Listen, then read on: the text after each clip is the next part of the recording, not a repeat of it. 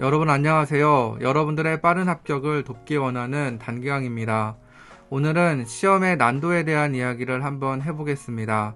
우리가 앞으로 보게 될 시험은 어쩌면 문제가 쉽게 출제될 수도 있고 어쩌면 매우 어렵게 출제될 수가 있습니다.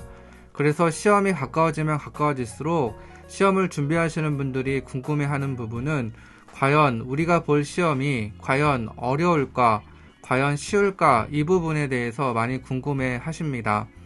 그래서 이맘때 공무원 카페나 커뮤니티에 들어가 보면 올해 시험 난이도는 어떨까요? 라는 질문이 올라와 있고 그에 대한 대답으로 많은 사람들이 자신의 생각을 또 댓글로 답하는 그런 모습들을 많이 볼 수가 있습니다. 물론 이러한 내용들은 내피셜에 지나지 않습니다.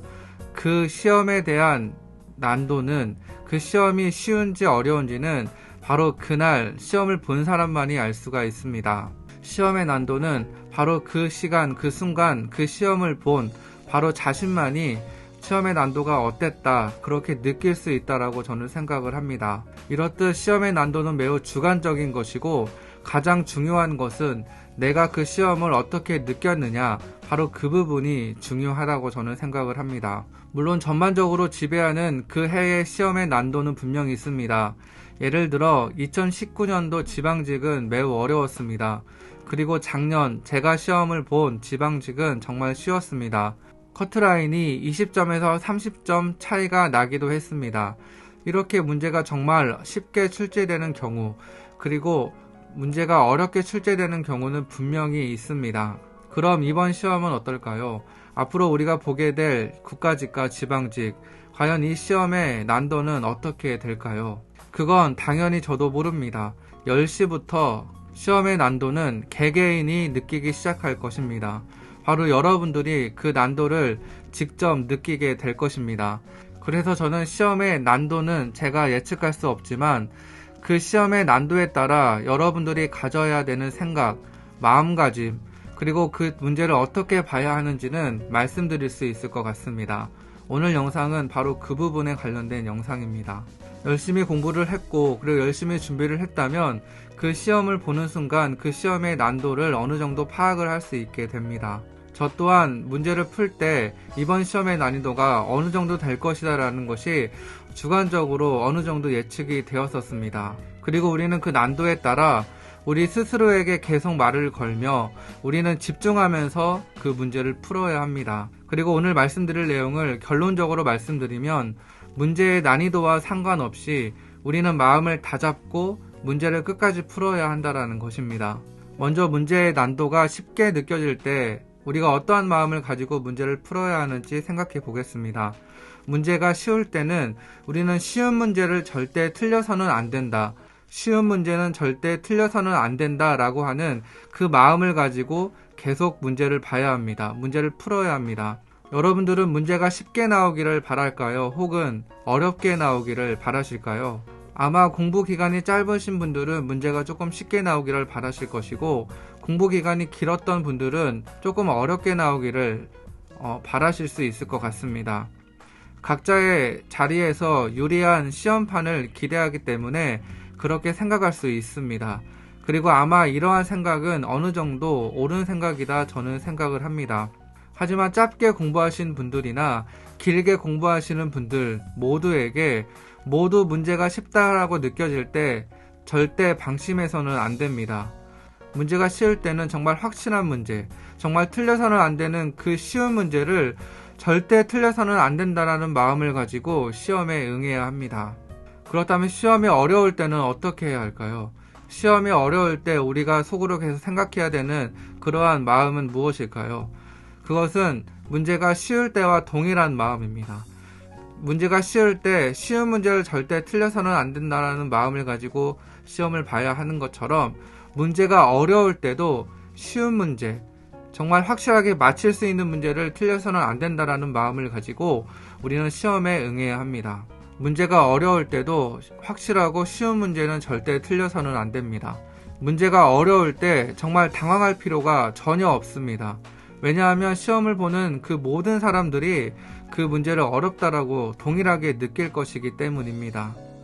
다만 이때에도 쉬운 문제는 틀려서는 안 됩니다. 시험이 어려울 때는 누가 실수를 하지 않느냐, 누가 맞아야 할 문제를 맞히느냐, 누가 틀리느냐, 바로 그거에 따라서 합격과 불합격이 나눠질 수 있기 때문입니다.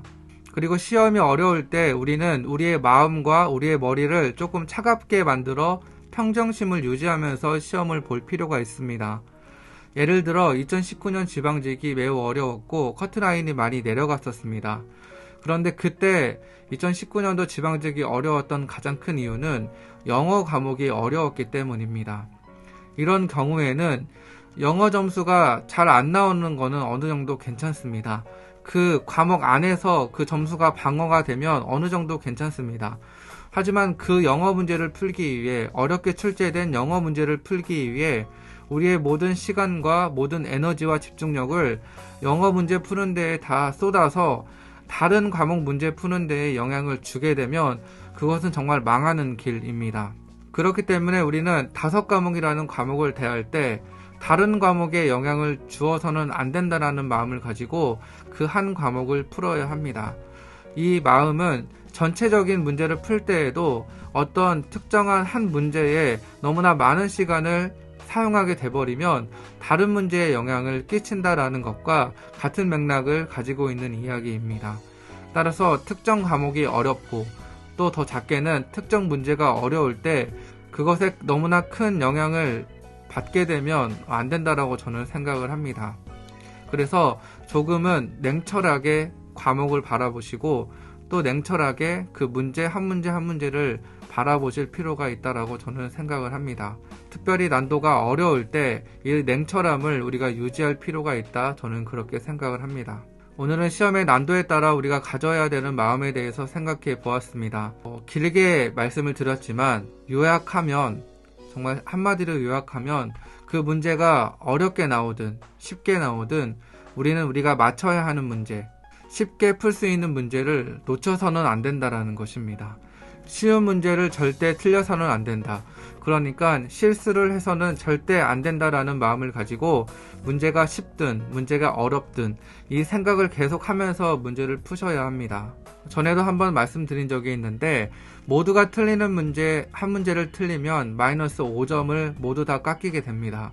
하지만 모두가 맞히는 문제를 내가 틀리면 내가 틀리는 나의 점수 마이너스 5점, 그리고 다른 사람들이 맞는 플러스 5점 해서 총 10점의 격차가 생기게 됩니다.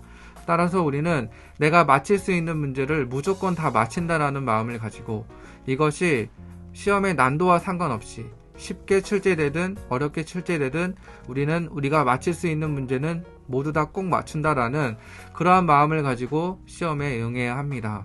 특별히 시험 문제가 쉽게 출제될 때 긴장감을 놓치지 마시기 바랍니다. 잘못된 생각으로 우리의 공든탑이 무너지면 절대 안 된다, 저는 그렇게 생각을 합니다. 이제 시험을 마무리하는 단계일 겁니다. 이제 여러 가지 것들을 통해서 시험을 정리하고 또 모의고사를 통해서 실전 감각을 또 유지하는 그러한 단계에 계실 텐데, 모의고사를 풀 때에도 모의고사의 난이도에 영향을 받지 마시고 최대한 내가 맞힐 수 있는 문제는 맞히겠다, 내가 실수를 하면 안 된다라는 그러한 마음을 가지고 문제를 푸시고 또 공부를 하셨으면 좋겠습니다. 오늘은 시험의 난도에 따른 우리의 마음가짐에 대해서 생각을 해보았습니다. 오늘 영상도 도움이 됐기를 바라며 저는 또 다른 영상으로 인사드리도록 하겠습니다. 지금까지 여러분들의 빠른 합격을 돕기 원하는 단기왕이었습니다. 감사합니다.